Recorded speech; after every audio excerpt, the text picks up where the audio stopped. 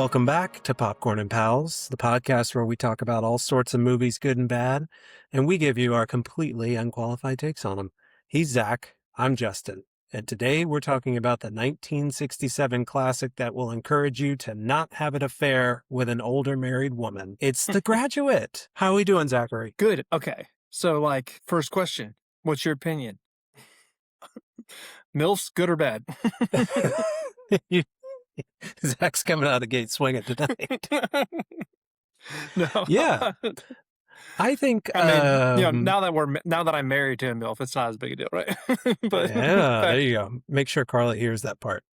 Yeah, I feel like high school me would have a much different opinion of this movie out loud. Dude, you took the words right out of my mouth. I'm like, this would be a really interesting movie to watch at like two different points in your life.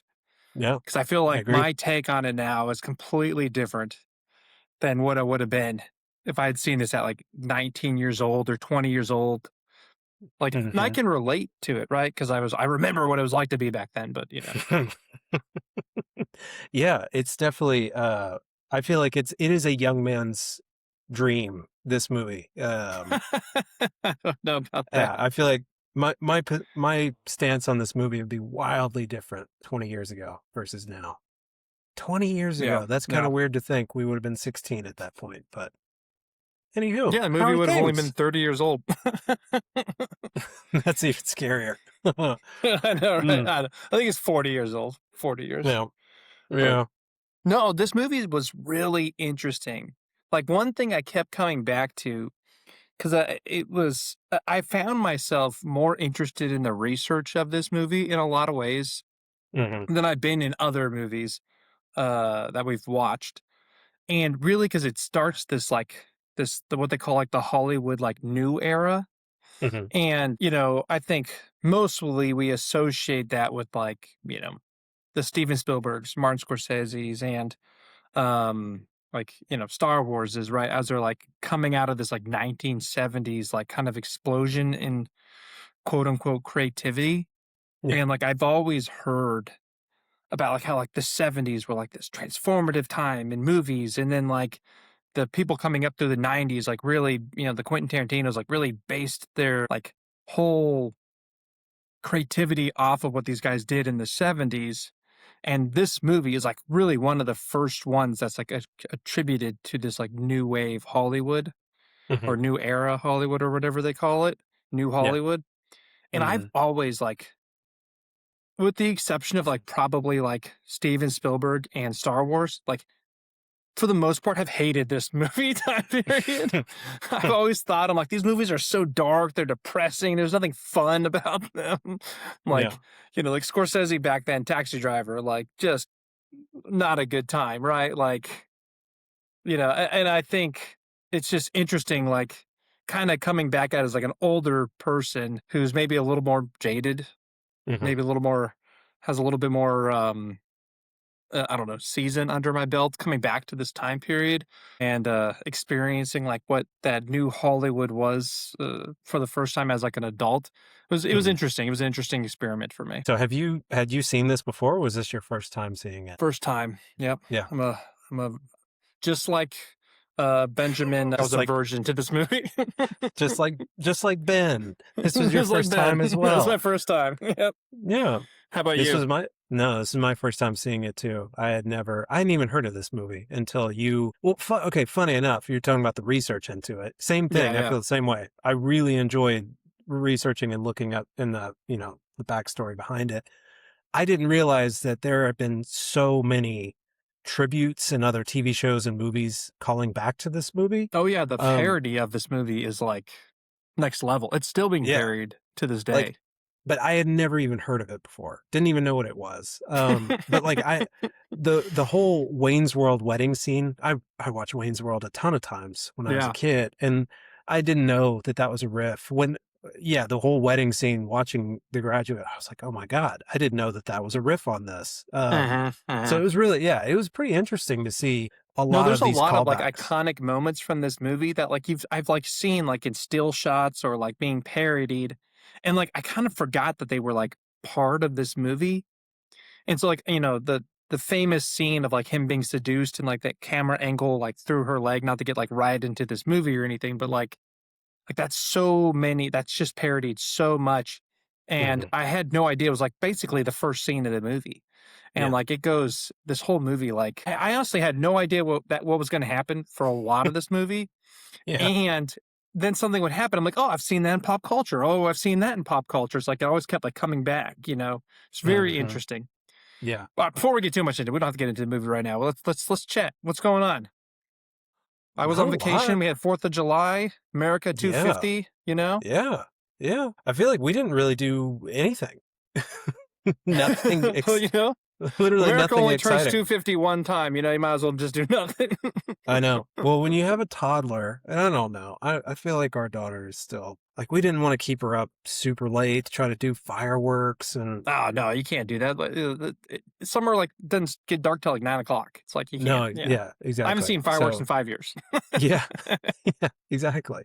So I don't know. We didn't go anywhere. We stayed here and we did not do really anything. We were so excited because Friday we had off. I had off because 4th of July observed. We were so excited to sit at the house and like just tackle house chores and Mhm. like have time to do that. That's how boring we are these days. But you guys went on vacation. Yeah, we went to Lake Tahoe. We were talking about before we got on here how crazy it was. I'm sure a lot of people have seen like the pictures of like all the teenagers. God, just makes me feel like how old I am.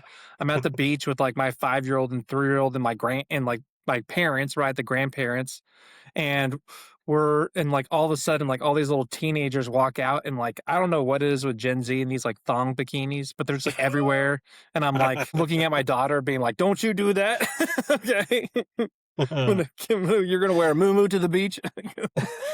and then and so I was just feeling real old. And Mm, the second day we went to a different beach by where we were staying, and it's right next to this restaurant called Garwood's, which is kind of it's like on the water. It's like a I don't know, it's like an kind of islandy, cabiny, watery kind of Tahoe. Because Tahoe's got this like very 1960s Rat Pack vibe to it. mhm. And but so we're at this beach. It's much smaller. It was like everyone was like 30 plus. I was like, I feel like I'm at home, you know? Yeah, This is much more my speed. Plus, it didn't that's hurt that Garwood's has like this mixed drink called a Wet Woody. So it's like, gross. well, it's definitely a little risque, but it's a play on words for like the woody boats back in the day, like the wood boats, Wow. and but then it's like also like Hmm. a little perverted. Yeah. But you could buy a gallon of them, so God. just sitting there on the beach drinking wet Yeah. woodies, you know. I think that's what I'm going to call you the rest of this episode is Wet Woody. Yeah, that's that's not good. I don't want to. I don't like that. Mm, I don't mm. like that at all. Well, I'm glad you guys had fun. I'm sure that's got to be, I don't know. I feel like I have not entered any situations like that being like the old person out Mhm. in social settings where like teenagers and, but I don't know. I don't know if I'm looking forward to that. Like Nah, I feel like I'll it, take you yeah. next time we go to Tahoe. You're gonna come with us, okay? And then you'll feel real. We'll we'll sit and watch all the young kids just pass us by while we I know. mm, Well, it's like Tahoe's like sandwiched right between like San Francisco and Reno, mhm. Nevada. So you have like all the like University of Nevada, Reno people, all the Cal Berkeley people. Like you have them all like kind of coming up to the lake. It's just a very different vibe Yeah. than the Com South. yeah, compared to Middle Tennessee. Yeah. I feel like, yeah, our old doo-doo lakes around here are just Yeah, no. attracting the wrong people. My son, he's like, because when we got there, I don't know, like Tahoe's like crystal clear. You can see like 30 feet deep in it. Mhm. And my son is like, our lakes are so dirty. And I'm like, yeah, They are they are. dirty. They're really gross. I'm kinda scared to I don't know, lakes always creep me out because it's like, you don't know what's in there, and that water doesn't it's, like, stagnant, it doesn't go anywhere, but Oh, yeah, I did a I don't triathlon like a year ago and I had to do open water swimming for the first time. Dude, uh, flipping hated it. I hated every minute of it. I would Did train. it? I'd come back so angry. I was like, oh, I hated that. I was like claustrophobic. It was gross. I'm like, hate it. Yeah. I imagine getting that lake water in your mouth. Ugh, what? Oh yeah, just no good. I touch something I can't see. I don't know what it is. It's like either a fish or like a leaf or a Dead buoy or body. something, right? Or worst Yeah. case, like a snake, a water snake or something. Like, oh, Or ugh. it could be a foot. I mean, Yeah. you never know. Jimmy Hoffa, you never know, you know? Yeah, exactly. Well, yeah, I'll take you up on it. We'll go to Tahoe at some point. I've never been. There I've you go. always wanted to go, but never Yeah, been. it's where my family's from, right? So we always go back there. And so it's like worst places to go visit your grandparents, I guess, you know? Mm, sure. Yeah. Well, good. Glad you guys had a fun vacation. Yeah, it was good. All right, you want to get into the movie? Yeah, All right, let's I do got it. my synopsis is short and sweet for this one Oh, because okay. Let's it's just, the movie's yeah. not complicated. Yeah. I can't wait to hear what you got. A young loser sleeps with his father's business partner's wife, then stalks their daughter. Yeah, it's perfect. It's perfect. Couldn't have put it more succinctly myself. I like the loser part in there. That was really that was a nice touch. Well, no, I was like, first I was Uh, like, I wrote down like a young man, and I'm like, this guy's not a man. no, he was 30 at the when he Oh no, filmed that's the this. funniest part. Again, like with the research in this movie, it's like the ages of everyone in it versus what Hmm. they're playing is so. It's like he's 30, she's like only 36. She's like our age. Yeah, She feels way older than. I mean, they dress her up and they make her, but yeah, like, and then they may have her married to the mayor in Jaws, and and he's like way older than her, right? To just make her even feel that much older, and they make her daughter like 20, yeah, but she would have had her daughter at like 12 or something. But yeah. The ages were all over the place. yeah, This movie was, I don't know, it was really interesting. Like I feel like after finishing it, I didn't know where I landed on it. uh-huh. So, kind of like you were talking about earlier, I feel like there are a lot of things that you can relate to. That Yeah, let me back up. The first half of this movie, I actually really, really, really enjoyed it because not that tearing apart a family through an affair is relatable for a lot yeah. of, Here, you know. let's pause here before we get too into it. Like, just for people who haven't seen the movie, let's do a quick real synopsis, Mm, and let's get just talk podcast structure real quick because I want to get into this movie for sure. But I feel like, to your point, it's a very famous movie, but it's very famous, I think, for like people who are 10 to 15 to 20 then plus older than us, right? So it's like I don't know, millennials, I think, and Gen Z aren't, mm, haven't gotten into it as much. Not that we probably have a lot of Gen Z listeners, but yeah. but anyways, so yeah, podcast structure. We're going to talk about the movie. We'll compare some notes. We have our superlatives, and then we'll rate whether we think it's a classic. From a real plot perspective, this movie follows a new graduate. Did you catch where he went to school? I did not. I I don't didn't know if they either. ever said that. I know Because he. he's in California, but he takes a plane. So I'm like, yeah, Mhm, who knows? Anyways, so he's just graduated undergrad, and his name is Ben or Benjamin Braddock, mhm, and Ben is played by Dustin Hoffman, and he's kind of melancholy, like he's kind of lost. He doesn't really know what the next step of his life is going to be because he wants it to have meaning. And I think one of the themes of this movie is like there's no like the materialism of the generation before is kind of like weighing him down. Like he doesn't want to be in that like materialistic corporate world, right? He wants to find meaning. And mhm. so his way of I guess like dealing with that is just to become melancholy and kind of a big bummer. you Yeah, know, and like kind of fair. just doesn't know what to do, so he doesn't do anything. And almost immediately when he gets back, he gets hit on by his dad's business partner's wife, Mrs. Robinson. And at first he's kind of like shocked and put off by it, but then I think like through his melancholy, just trying to grab onto anything, he gravitates towards her and they end up having an affair. Mhm. And then the affair goes back and forth, and you kind of learn a little bit about her backstory and how she's kind of in a loveless marriage and got married because she got pregnant. Um, he ends up dating or going on a date with her daughter that's set up by the husband who's unaware of the affair, Mr. Robinson, and his family, right? Mhm. And through the course of that date, even though he tries to at first to like, I'm going to make this date terrible so she doesn't like me, because Mrs. Robinson does not want me to date her daughter, obviously. He ends up falling in love with her. And then obviously, he had just had an affair with Mrs. Robinson, the mother. And so, like, problems ensue from that. And then he spends the second half of the movie stalking Elaine until he nags him into liking her again. And Yeah. then they finally the movie culminates at a wedding. So in order to get Dustin Hoffman's Ben off of Elaine, Mrs. Robinson and Mr. Robinson basically like force her to get married to another man. And Ben comes, breaks up the wedding, and then they leave together on a bus. And that last like moment of the film where they get on the bus and they're happy, and then as it's driving away, their faces get more serious because they get like they realize like what they've done, Mm. and kind of a really interesting moment in the film. And that's how it Mhm. ends. So Yeah. that's Yeah. my messy plot There you summary go. of Well done. The Graduate. Yeah. No, well done. I think you covered, yeah, just there's a lot going on in this movie. So bravo There's a lot, for and there's getting like all of not. it. It's like he has an affair, falls in love with his Stox's daughter. It's like okay, but Mhm. but there is a lot going on.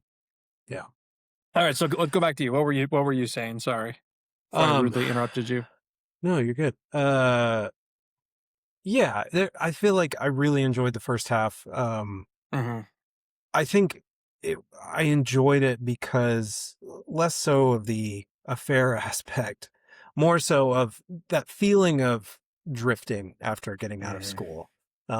Because it's a weird, you're transitioning from, yeah, being a kid going into, real adult world and like, what do you want to do with yourself? And, there's a lot of people out there that have that figured out or they have direction.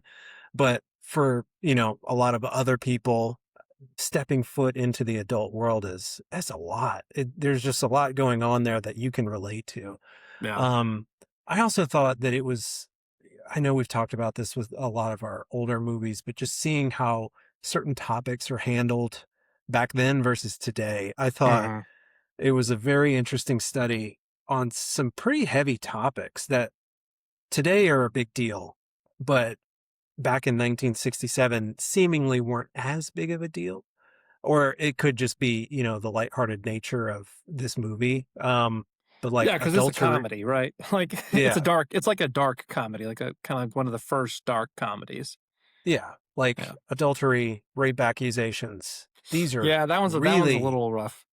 these are they're very very heavy things, right? But I Yeah. feel like in this movie they kind of shrug them off, like, yeah, that was really bad, but oh well.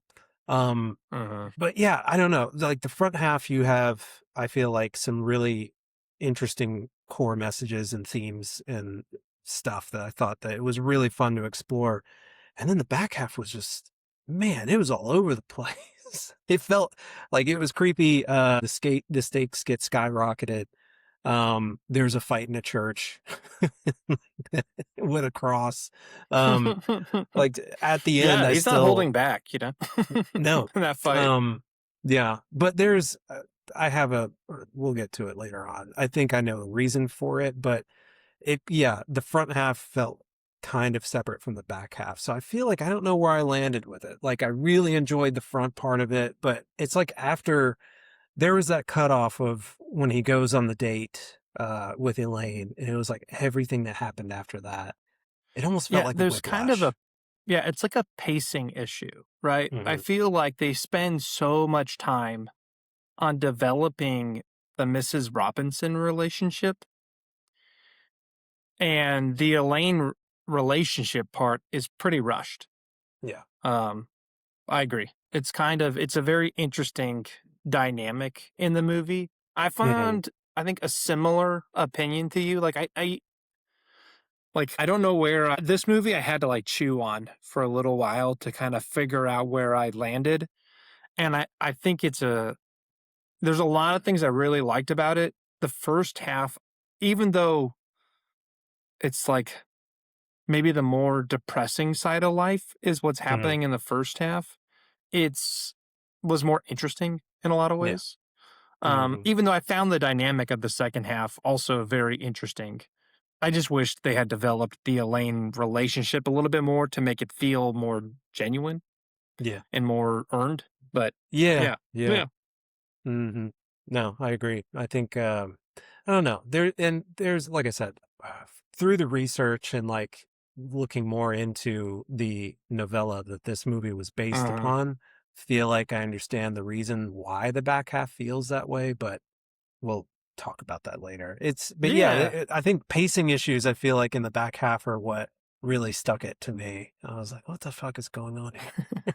So I was talking about, this is like one of the first like new Hollywood movies. Are you familiar with that term, new Hollywood?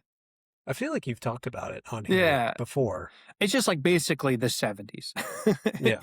Coming out of like the Hays Code 50s and then like the counterculture at the end of the 60s, you had this like new generation of filmmakers out of the golden era Mhm. of Hollywood, and maybe I don't know if you can call it the silver era or whatever, but like um, where they really it's decidedly modern, and we're still kind of like the creators of that time period. They're all 100 years old now, but they're still doing stuff. Like we just had Scorsese movies, we just had a Spielberg movie. Um, Dustin Hoffman, he's still out there making movies, right? Like Mhm. it's still an active, like, era, right, Yeah. Even, like, I think you could consider because Kramer versus Kramer is one of those movies that comes out of this. It's another Dustin Hoffman movie. That's, like, Meryl Streep's, like, kind of vehicle. So, like, Meryl Streep is still doing Meryl Streep. We just had Devil Wears Prada too, right? Like, it's, like, this era of 1970s films and the creators and actors that come out of it are still, you know, 60 years later, like, a part of what's happening today. It's Sure. really interesting. Yeah. Yeah. Yeah. Absolutely. Again, it was like I'm not a huge fan of it because I feel like there's a lot of darkness and a lot of like sometimes the joy that I think I appreciate more in movies or like Mhm. darkness for darkness sake. Sometimes I feel like these movies in the 70s were. And it's the same thing with the 90s movies, like the early Quentin Tarantino's, the early Fincher movies, like there's whether it's just there's this darkness that I'm like, and this grittiness, and like, yeah, it's edgy, and I'm like, Yeah. I don't know, I like a little more joy. I want my, Yeah. That's your flavor. it's That's your cup of tea. yeah, yeah. So I'm not always like people have such filmmakers in like the film academy and like the people who study film have such a respect, and I have a respect for this era. I just Mhm. I don't know. I don't know. I like Bing You like it. Crosby. you Yeah. know? You like a happy, enjoyable time. Yeah. Yeah. I get it. I don't mind, John Hughes. Like I don't mind a John Hughes Mm. movie. They're fun. I like it. Yeah. It's a good time. It's a good time, Exactly. It's It's the same. I feel like you remember years ago, we all went and saw The Joker in theaters, Mhm. and it's such a dark, not fun movie. It's a really good movie by No. certain accounts, but like I think it's okay. But okay. after after you get out of that movie, you're not happy. You don't really want to go No. watch it again. Yeah, I get you. I hear you. Yeah, no, Some I go watch like I don't know, like a James Dean movie, and I'm like, I want to go buy a leather jacket, but I didn't watch the Joker and was like, I'm gonna go buy some white underwear. you don't want to go I prance don't want around to in go your buy some underwear whitey like him. tidies afterwards.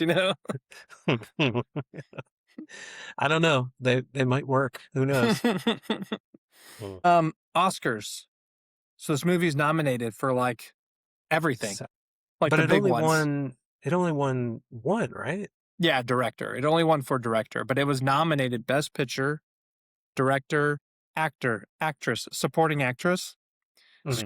Screenplay, Adapted Screenplay, I should say, Mhm. and Cinematography. Personally, I mean, I don't know. Let's see who won cinematography that year. Let's see. It was but I feel like to me, like, not to get to age, not to step on age the best, but I feel like the cinematography and the editing in this movie is pretty strong. Oh, Bonnie and Clyde won. Yeah, that's fair. Yeah. Okay. Yeah, I disagree. I had cinematography as H the best in mine as Yeah. well. I thought it was really, really, really good. Yeah. Um, yeah, I'm kind of surprised that it didn't win that.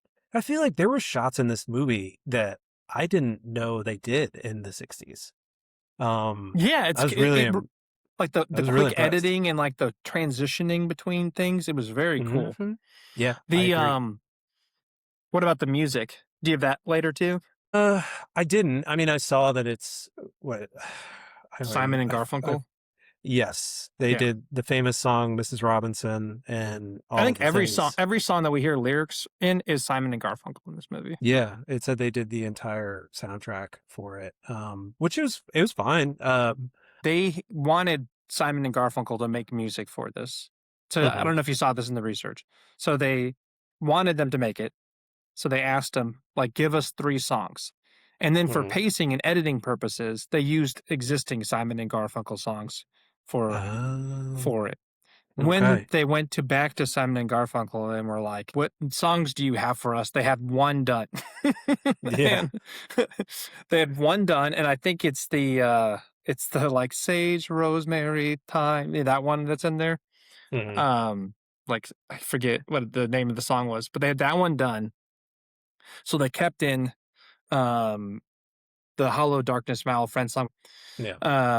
I just remember that from my kids love Trolls, and they sing Mhm, it in Trolls, but, yeah. um, so they kept that one in there, and then the Mrs. Robinson song was a completely different song that Simon and Garfunkel were writing, and the original lyrics were Mrs. Roosevelt, Hmm, and he was like and this was, like, about just modern, Joe DiMaggio, Mrs. Roosevelt, like, just modern kinda or modern for the time, thing, pop culture things, mhm. and, they were like, "Now it's Mrs. Robinson because we need a song from you."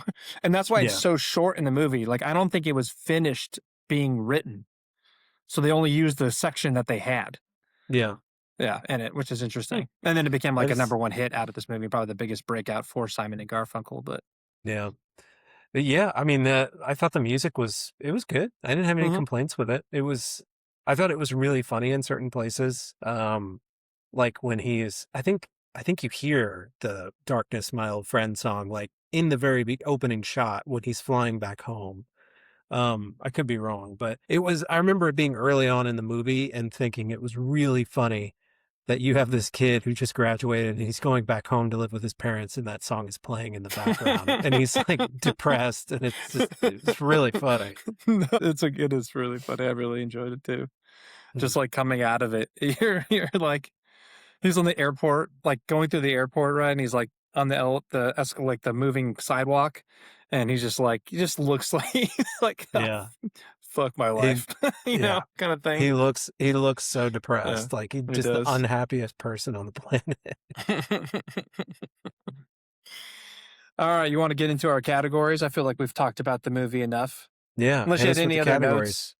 categories. Mm-mm. No. The only other notes I had was like on who was married to who. I'm like, this movie is like stacked with like famous spouses. Because the Mrs. Robinson and Bancroft, she's Mhm. married to Mel Brooks, or was married to Mel Oh, Brooks when she was alive. I didn't know So I was that. like, oh, that's fun. Yeah, That's how yeah. Dustin Hoffman was working on the producers for Mel Brooks Hmm, when he auditioned for this movie. yeah. And then Catherine Ross, who plays Elaine, she's married to Sam Elliott from I our saw I saw that yeah. part. I was Yeah, like, yeah. ah, Tombstone Yeah. coming back up There's already. there there's good old Sam Elliott again. Yeah. Yeah, this movie was interesting. I don't know if I've ever seen, Ben's dad, Mr. Feeney, in Yeah, yeah, anything. yeah. That's I was like, wait, is that Mr. Feeney? I was Yeah. like, no way. I've never seen him in anything outside of Boy Meets World, so that was really fun to see him as, like, a younger man, Hmm. and he still has that same, like, I don't know, like, nasally weird voice. I love it. Yeah, Mr. yeah. Feeney. I But literally yeah, wrote no. down. William Daniels, Mr. Feeney, Boys Meet World. I was like, exciting. Yeah, exactly. Yeah, hit us with our superlatives. All right, superlatives. Here we go. So we'll start out best scene, best character, worst character, or the weakest link in the film, Mhm, age the best, age the worst, WTF are they talking about? And then what would be a good sequel? What would maybe happen the next day? mhm, And then lastly, hot takes and our nitpicks about the movie. And then finally, we'll mhm. rate it whether we think it's classic. So let's start out with best scene.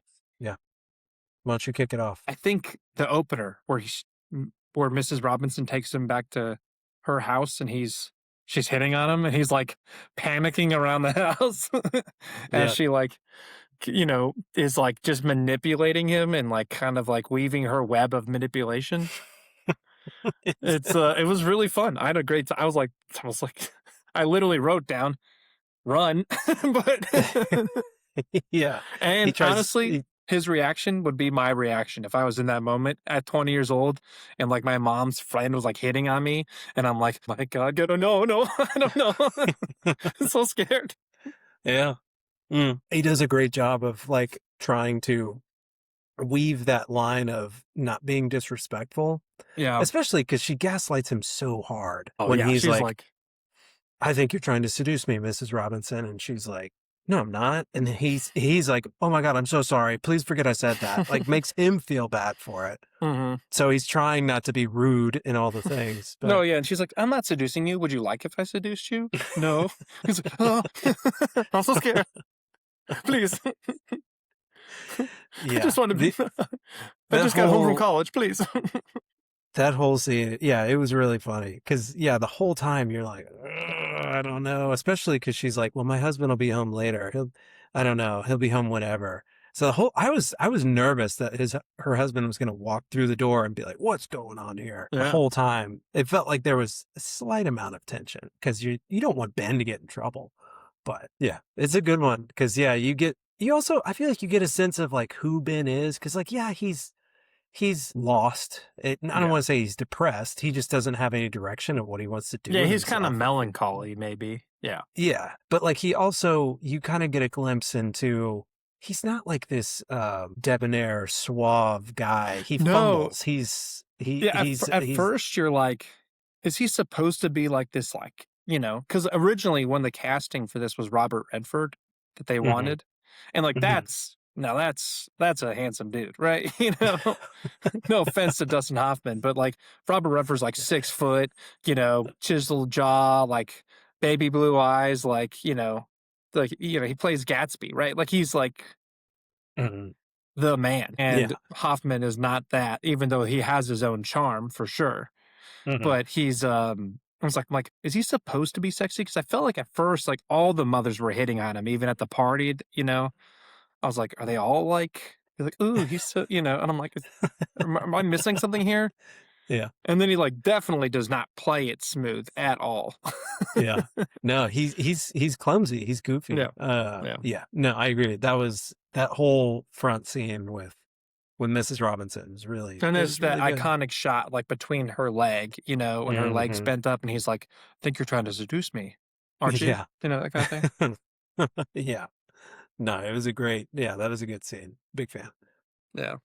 Um I had I'm torn. I had two that I really enjoyed. One Mhm. for personal reasons and one because I just thought it was one of my favorites of the movie. But the scuba scene, Yeah, oh the my scuba God. suit. I love the scuba scene because I feel like I have a core memory of my parents doing the exact same thing to me, hyping me up in front of relatives to run out into a room of family wearing a football costume. But it's yeah, seeing that whole scene because you're wondering like what's his dad doing? Like why is he hyping up Ben? Like what's Ben gonna do? And it opens up going back to like you didn't know what was going to happen.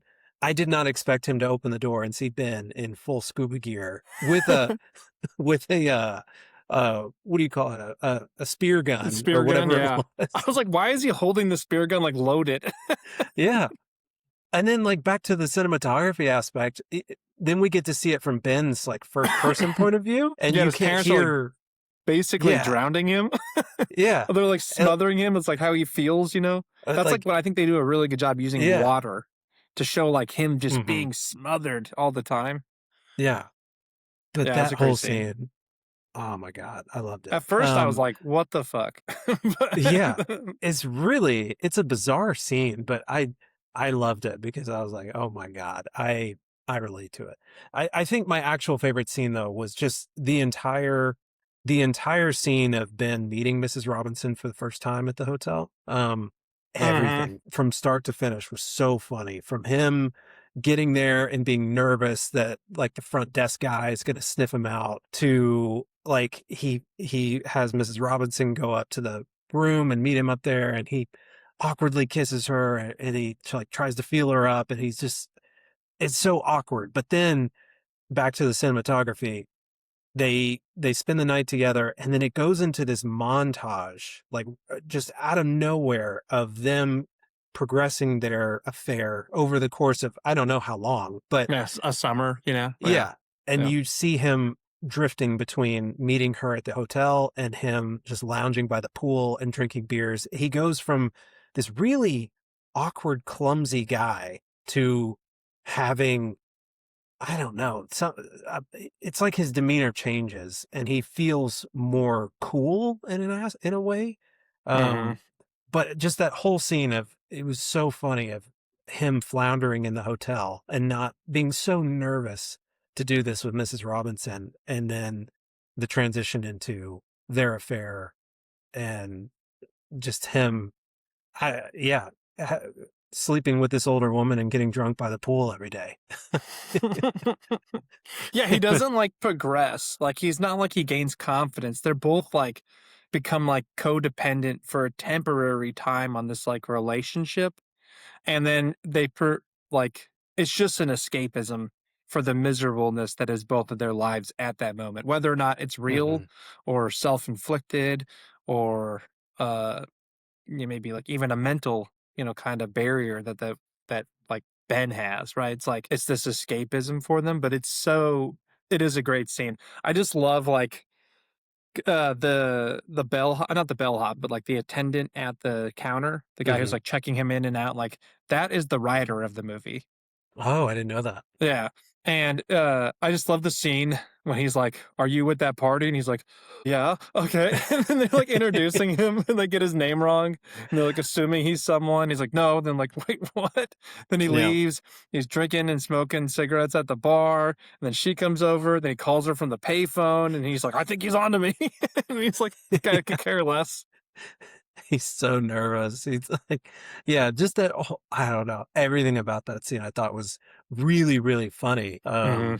But yeah, and then just like going into that transition into the montage was just it was just really well done. I feel like I haven't watched a whole lot of older movies, especially from the 60s, but I didn't know that they were doing edits like that back No, then. I don't think That they were. feels I think this yeah, movie is, like, inventive, you know? yeah, and in that aspect, like, yeah, this does feel like a very novel movie in that regard because it was like they were doing stuff at such a early phase when other movies were not. But Mhm. those types of cuts feel like stuff that we see today. Yeah, if anything, I felt in some ways it was more inventive, like, Mm, usually when they have, like, those kinda, like, excuse me, switching cuts, it's like it's very, there's, like, a symmetry to it, right? It's, like, the same thing happening over again, just showing you, like, you know like, I always think of the scene, like, in Wedding Crashers where, like, all the girls are falling on the bed and they're just showing uh, how many girls they're, like, sleeping with over this, right? But it's, like, yeah, very much communicating what's happened, where yeah, this is, like, I don't know what's gonna happen in the cut, right? hmm Like, there's no predictability to it. It's like he gets up, he'll get up from the water and try to land on his like floating, his little float in the pool. And then all of a sudden he's landing on Mrs. Robinson. And then he's yeah, rolling over. And then he's like in the back of his car or in the back of his bedroom looking at his fish tank. It's really all over the place. It's like very kind of adds this like mystery of that montage. I thought that was very interesting. yeah. And it could just be because it's the first time they do it, so they didn't have like the language of montage worked out quite as much. But I thought Hmm. it was great. Yeah, no, yeah, well said. I couldn't agree more. Mhm. The only other one I had as a contender, I actually really liked, like, I don't know what to call it, but it's like the pillow talk scene with like him and Mrs. Robinson, and he's like, "We should just talk, let's talk." And she's Mhm, kind of like refusing to talk, but in the little very few words that she says, and then through her facial expressions and kind of her emotions, you get like a lot of sympathy in that moment for her character. And mhm. he's like kind of a dick halfway through it, but it's like, but it just shows like how broken these two kind of are in that moment. Yeah, And I think you learn that scene for me is like when I started liking Mrs. Robinson before she goes and like makes me not like her again. But yeah.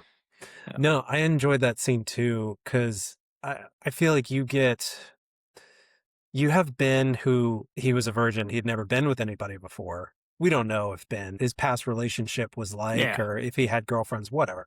But, like, Mrs. Robinson, it feels like she is in this purely as an escape to have fun. She does not want to have a relationship with hmm Ben, right?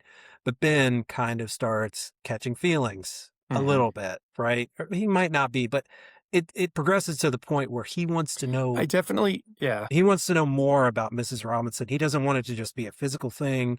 He wants to have some type of relationship to where they actually talk and they get to know each other more. But yeah, it was interesting to see how, like, young Ben young Ben was just different than Mrs. Robinson, who didn't want anything but just a physical connection. yeah, agreed. So I like that scene a lot too. But I think Mhm. for me, my favorite is the opener. I was like, wow, this movie's getting right into it. All right, let's Yeah. go. Yeah. Yeah, 'cause that happens, like, at the end of his party, right? Or he's at his Yeah, party when it's like the she credits get done and she's like, all right, drive me home. And he's like, okay. yeah. you know? Yeah, they get going right out of the gate. It Uh, is a really good yeah, it's a yeah. really good But I one. agree with you too. I do like uh the first time he's getting, I think the most comedic moment in the film was that like first time getting her to the hotel kind of thing. So it's great. Yeah. All right. So we'll split. We'll keep it. Those are the two best scenes. Yeah. We're not going to talk about the wedding scene at the end, even though it is iconic. But I think the first half is stronger than the second half of this movie, even if the wedding, I think the wedding scene is an iconic parodied scene. So, Yeah. Yeah. all right, you want to talk about Agreed. some characters? Yeah. Who was your best character? Who did you like the most? All right, so I I want to talk about Ben first Mhm. because I don't know where he lands on like best and worst character. Because like you alluded to, I think like when you watch him and you experience this movie, you have different interpretations of him. Mhm. Because there's like a lot of things in this movie that I'm like, this dude is a fucking loser. Yeah. Like, but at the same time, to your point, like I remember what it was like graduating from college and not knowing what to do, right? Like you were Mhm. saying, like some people have it figured out. Those people are doctors, lawyers, engineers. Like Yeah. the people who don't get business degrees, right? Like we just we just did it. We were in business school together. You just do it because you're like, I don't know what to do. This is good. Like you have a good career.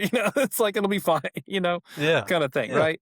It's like you get Mhm. a business degree or you go to make a mistake and get a liberal arts degree.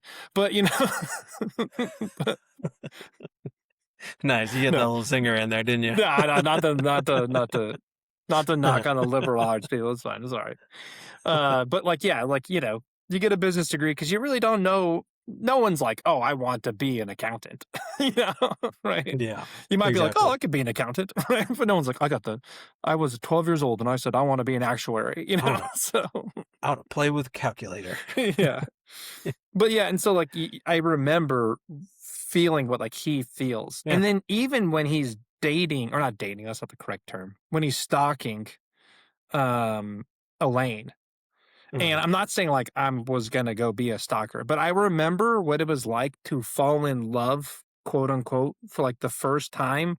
And you just don't know what you're doing. And you're almost a little too obsessive. Like, and we all go through that Yeah. when you're just first dating. You have to like be broken up with. You have to kind of make a fool of yourself because you have to learn how to not be, like that this new thing that you've all of a sudden are experiencing for the first time is like it can happen again. It's not like, but when you're have hormones and you're stupid, Yeah. It's you act not like maybe how Ben acts in this movie, but there's a little part of me that was like, "Oh, I was a weirdo about Yeah. dating at one point too," right? Like, Yeah. but then you're 35 and you're like, "God, this dude fucking get away from my daughter." You know? Do not Yeah. go around him. He is terrible. You start to align with Mr. Robinson a little bit Yeah, more when you you get older. do. You Yeah. do. Yeah. You're like, "This guy is, like, obsessive, he's weird, he's broken, he's mentally broken. Get away from him." Yeah. Yeah.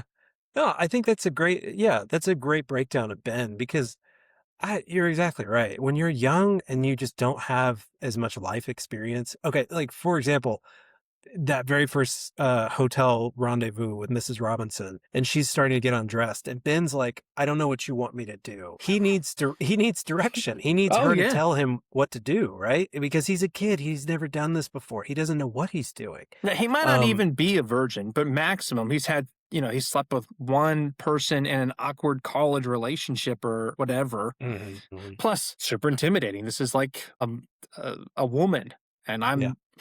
I'm, so like I was like, oh, I'd be like terrified too. Yeah, Yeah. terrified. Yeah.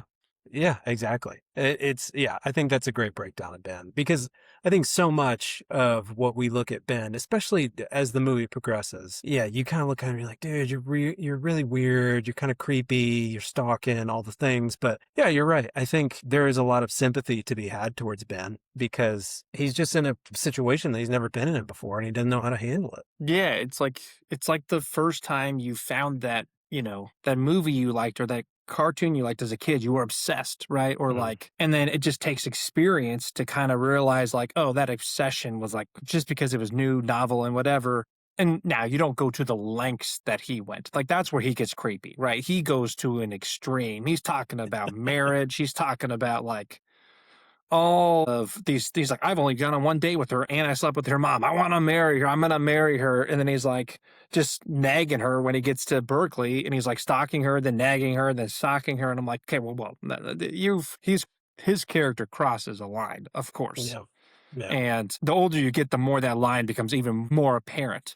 Hmm. Um, as you gain maturity and you realize like, whoa, dude, calm down. Yeah. But all of that to be said, that was all my preamble for my first real nominee for best character, and that is the landlord I in literally have Berkeley.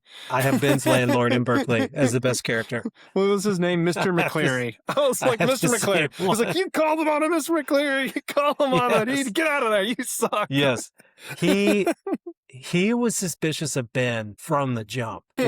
He asked Ben, he's like, what are you doing here? And he's like, I need to know what all my boys are up to. And he's looking at him. He's suspicious the whole time. And when he hears, I love this part. When he hears Elaine scream, he comes up there with an army of boys. They were going to take him down because he knew Ben was creepy and he knew that Ben was a problem. But yeah, I had the same dude. Ben's landlord in Berkeley as my best character. Yeah, I was like, you know what's going on. You know what's going on, Mr. McCleary. Good He job. did. Yeah. Look at you. That's funny. He was the best character.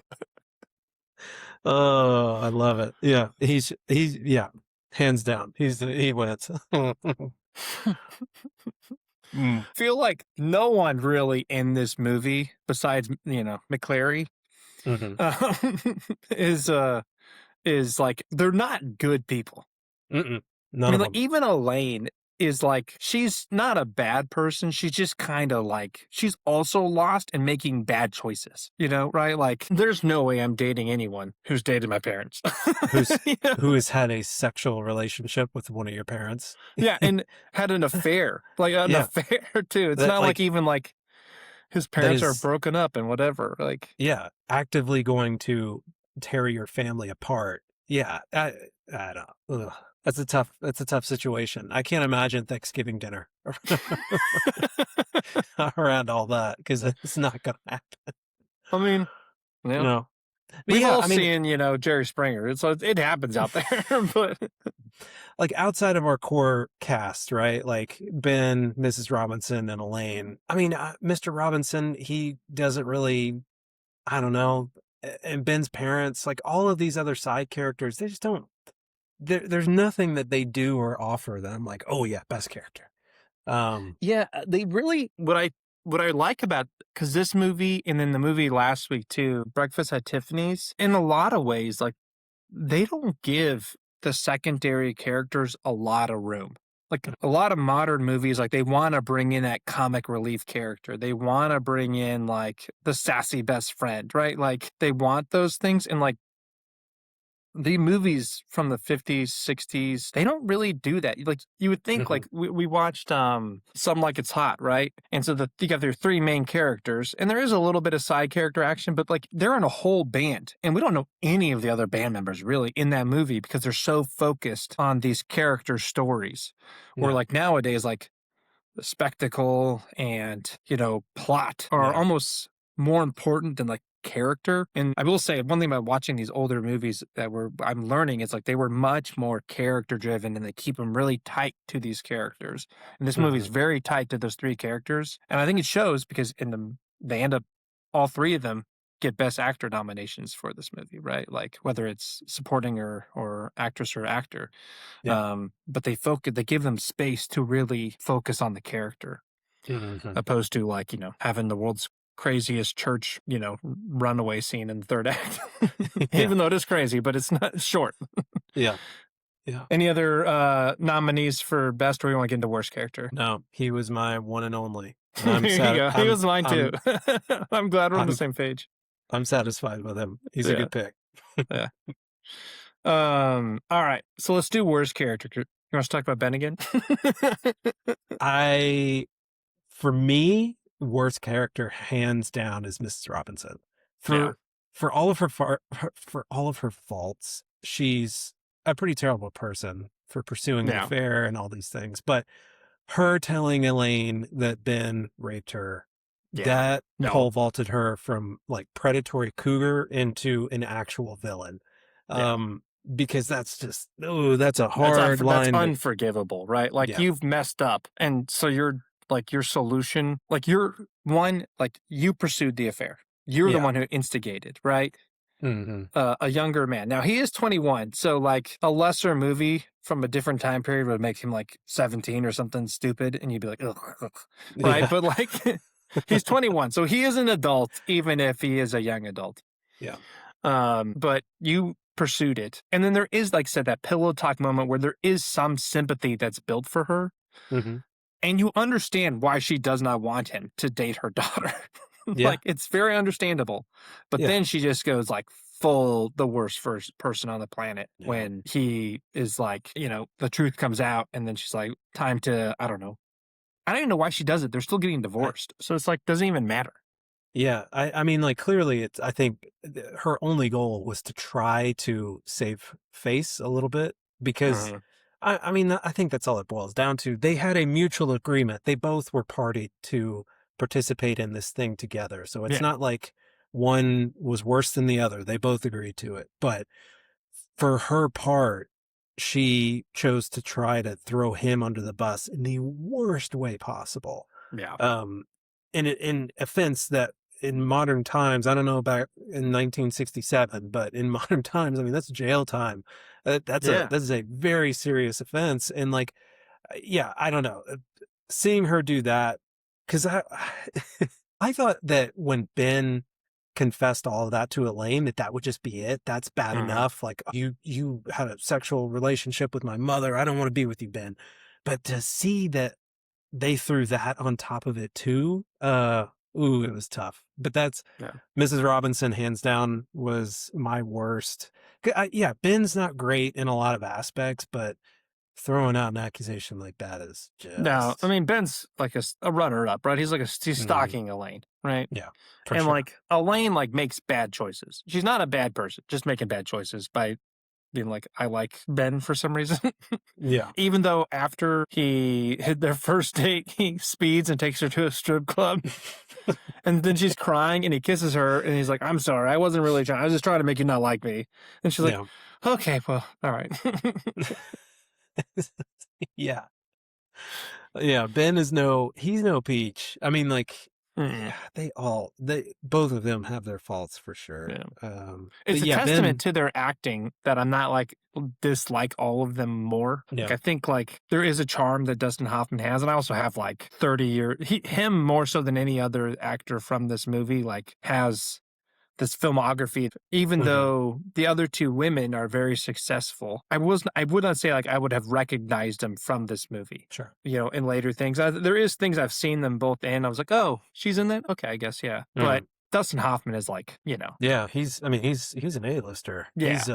He's a big guy. He's a big Yeah, and deal. so I think maybe all and like most of the time he's very charming in the movies he's in or very funny or very fun.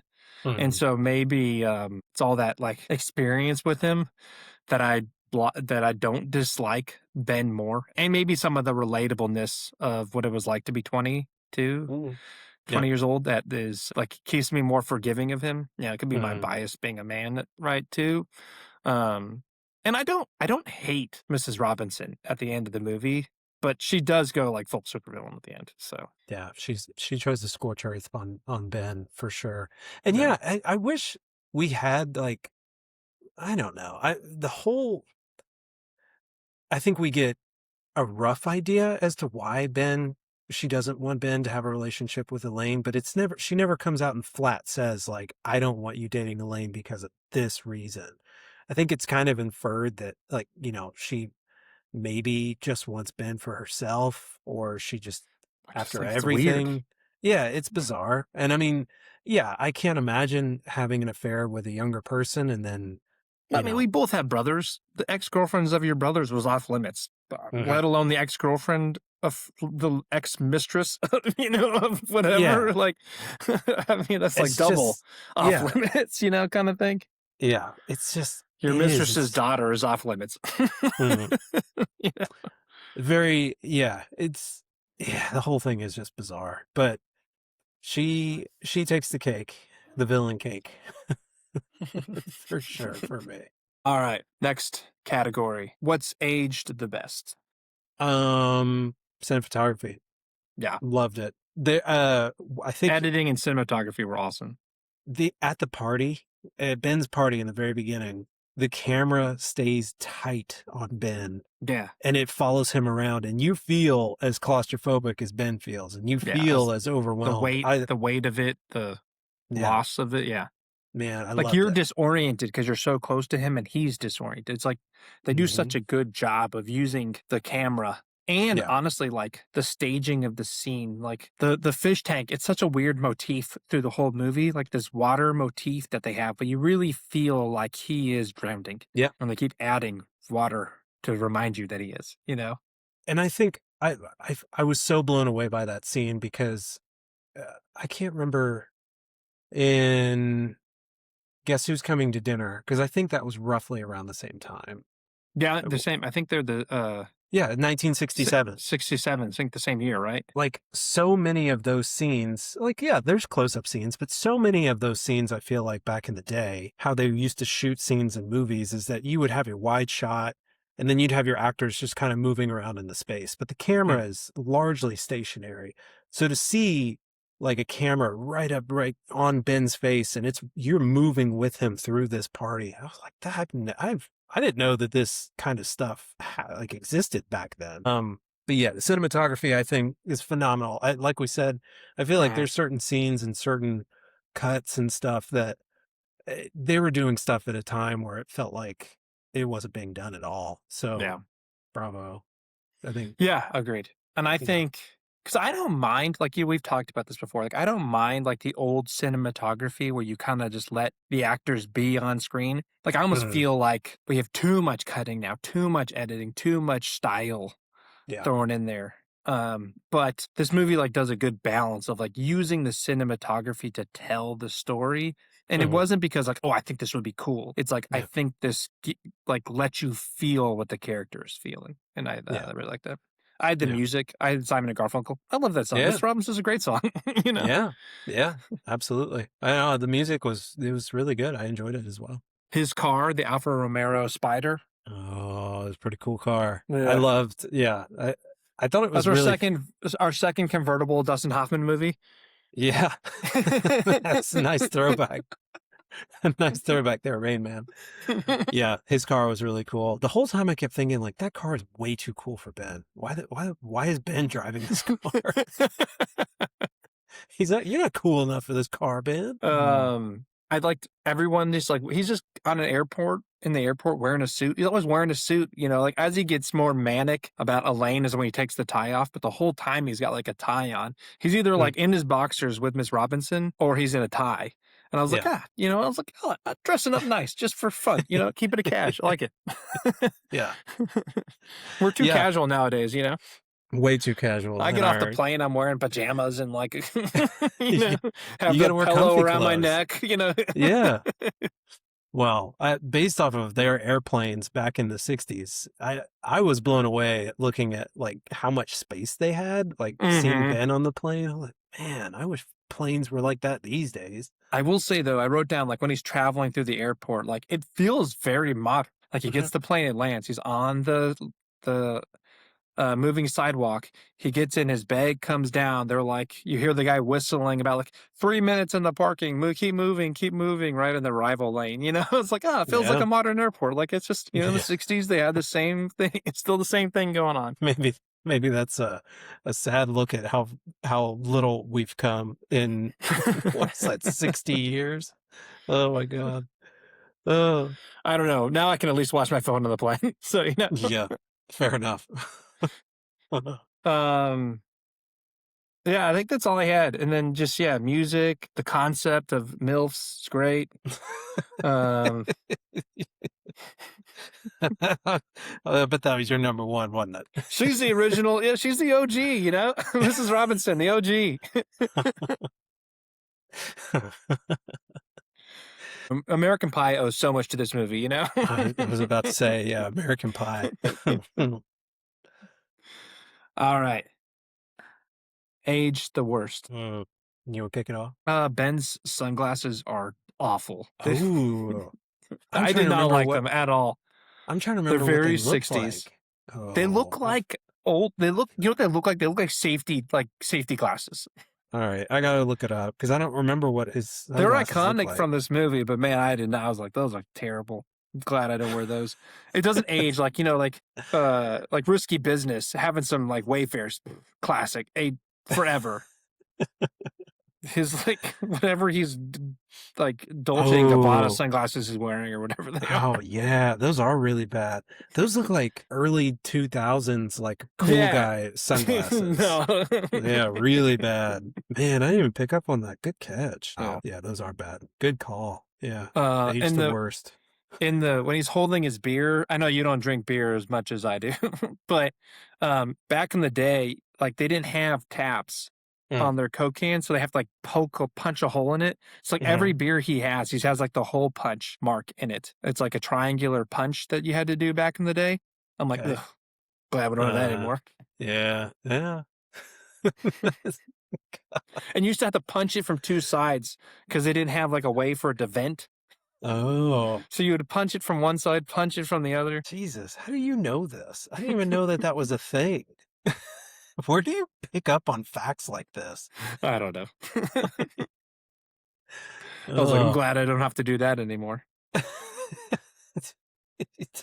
In the opening, my last, no, I'll let you go here in a second. I got one more that's like stupid, Mm, but like in the opening scene when they're like you know the way they kind of communicate like all of his achievements, you know, in college, he was like mm. whatever, which they're reading from a college yearbook. I'm like, that's not a thing anymore. Oh God, yeah. Yeah. Everyone be like a yearbook. What? Could you could you imagine if you got a yearbook from college when we graduated? Yeah, my parents still had them. My dad has his, like, from, you That's know, when he was nuts. in college, Yeah. and I I was mean, I like guess it also I guess it also shows you just how much like college attendance has risen over the decades because I'm sure well, back then, they didn't put, like, the class in them. So your yeah. class you don't have, like, a class photo. It's Yeah. just like it's basically the section of the high school yearbook that's after all the students, where it's like, Mm. here's the football team, here's the baseball team, here's the, this club, here's this party, here's, whatever, here's this event.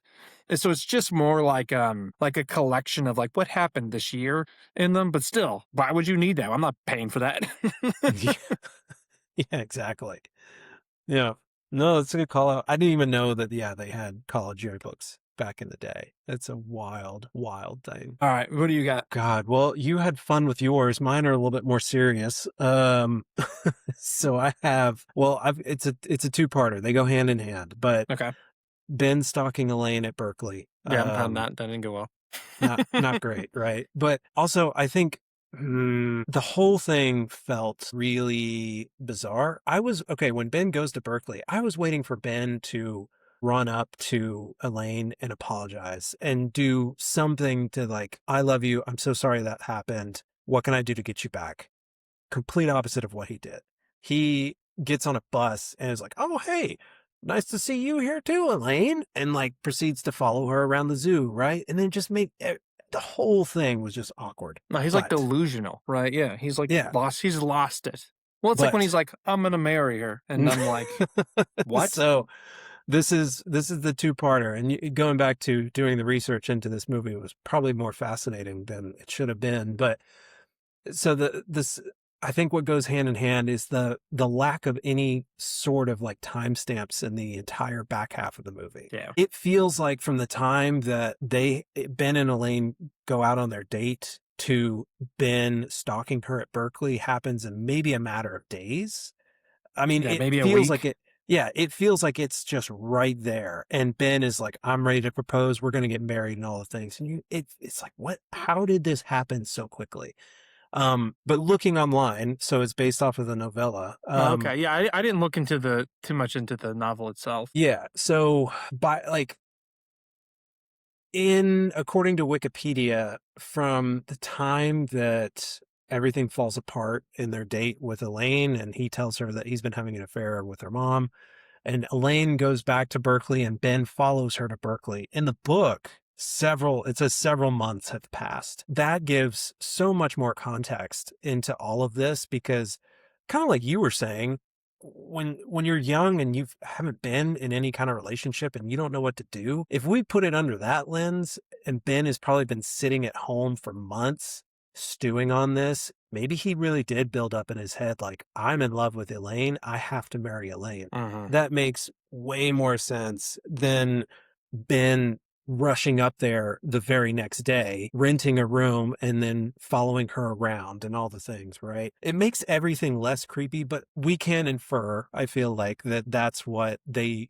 were trying to do with the movie. We kind of just have to take it at face value.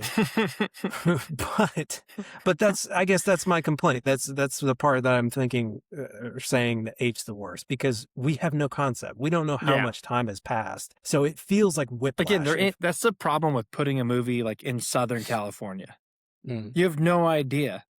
Yeah, there's no It's always seasons, sunny, there's it's no always 70, you yeah. have no idea how long she's been back at school. She's Mhm. clearly back in her classes, dating other men. It's like, how long has she been with Yeah. Carl? Carl. Like, Yeah. yeah, you have no idea. Like, why is And he we marrying her get in 3 months, or was she dating him before? You have no idea. yeah. So great call out, right? Like, and I think that's also kind of another hint that I think that they were trying to do that, but they didn't clearly explain it. Mm. When Ben and Elaine meet Carl at the zoo, or I don't remember if it was at the zoo, but Elaine tells Ben that Carl is a medical student. When they go and get married, he is Mhm. Dr. Carl. So enough time has passed that he has gotten all of his certifications and whatever. I'm assuming, right? I don't think you would call a medical student a doctor yet if he Yeah. hasn't graduated and done all of his things. But if it's anything like the book leads us to believe that like months, if not years have passed, then yeah, sure. Absolutely. Elaine probably had a relationship with another dude and, all the things and they planned a wedding, but in the movie, it feels like it happens in maybe a week. If Yeah. that might be Yeah. generous. Maybe it's like a week between him getting to Berkeley and he's at Berkeley for like 3 weeks or something, Mhm. in renting this apartment or whatever. I Yeah. don't know. But it happens so fast. And Yeah. I feel like that Timeline is, yeah. I feel like even if shit, I would have been happy with just like a black screen fade out saying like 6 months later. I don't Yeah, care. or yeah. Just give me some kind of time reference to go on. But otherwise, yeah, I think that was my not as fun as yours, Mr. Beer Can I got one ab more. I opener. got one more age the worst. But I wanted to save this one because I think it's like, okay, so when Mrs. Robinson is first seducing Ben, and then her husband, Mr. Robinson, comes home. He's like, Ben, come have a drink with me. Blah blah blah. You know, and then he's like, you know what? You want a piece of advice? Go sow some wild oats. By the way, so it's like sleep with people, have sex with a bunch of women this summer, you know? He's like, Mhm. and my daughter's coming out. So I'm going to pit my daughter out to you. I'm like, wait, whoa, what are you talking about? Yeah. Yeah, Mr. Robinson was wild. He was I don't know what was up with him. I'm like, wait, you just told him to go sleep with women and have multiple, flings. And then you're No. like, and also give my daughter a call. I'm like, no, no, no, no, no, no. I don't know. Maybe Mr. Robinson was a little freaky. Maybe. I'm like, why are you pimping your daughter out, bro? I was kind of halfway expecting when Mr. Robinson came home that night, the very first night, Hmm. that he was gonna say something like and be totally cool with Ben having an open affair with Mrs. Robinson. I had a hunch, but it didn't happen. It went the complete opposite way. He No, he he was not cool threatened with to it. he threatened to press charges. Oh Yeah, yeah, they were threatening to arrest him a lot, and I'm like, I'm not sure he's actually committed any crimes. yeah, Until he does a B&E at the end of the movie when he gets he goes into Miss Robinson's yeah. house. Yeah, But I forgot about him breaking into their house. until he does a bold B&E. But Oh my god. um Mm. anyways. All right. WTF. Yeah, hit me with what you found, Mr. Subtitle. I didn't hear anything that I probably just skipped over it, but I Well, didn't like, hear anything. okay, a couple things. So in the opening scene at the airport, when he's actually on the plane and he's sitting on the seats, there's like the radio next to his head with like the little knob. I'm like, is that a Mhm. radio? I'm like, what is that on the seat of the airplane? Did not know. I Yeah, was like, is fair. it like why would you need a radio next to every single person's head? So maybe it was, maybe it wasn't. I don't know. Yeah. I know the term, but I'm like teeny bopper. Like, I don't know if Mm, everyone would pick that one up, right? When she's like, oh, it's like, are you mm. been dating all those teeny boppers? You know, whatever. Yeah. And then when he's trying to convince Mrs. Robinson to like, he's like, I don't want to drive you home. You can just take my car. And he's like, Mm. do you know how to drive a foreign shifty? So I'm like, was there a different stick shift for foreign cars back in the day? Hmm. Did I not know. mean, clearly, I think Yeah. so because he had a foreign car. Yeah. And she's like, no, I can't drive a foreign shift. And I'm Huh. like, huh, okay. Yeah. Um, this isn't so much of like, what is this? But I was just like, W, what the fuck?